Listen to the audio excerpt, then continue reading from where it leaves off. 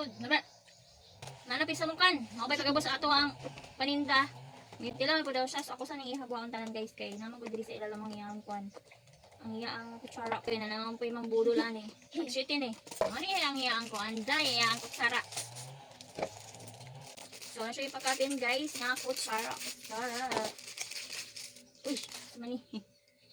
Depende na ninyo, tagpila yung pamaligyan eh. Sa inyo ang kwan, depende po sa inyong pag-umpra. Pero ako, ginaano na ko siya. 7 na akong baligyan eh para di ako kayo siya mahal.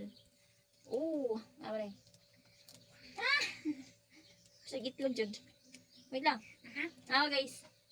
Siya jelly, oo. Di ba? Para ma-mix na siya, oh. Inikaw na yun guys, inyo siyang pisaton sa satunga, kaya na nila ang lami. Ito. Ito pagkasunod. Ito ba? Lami, mambod. Nara. Tag-7 akong baligya guys. Tapos, tubi pa yung expire date. Pa siya sa 2027 pa. Ito na rin yung display dito sa kong tindahan. Ako na ba sa link guys, nasa ko nagpalit.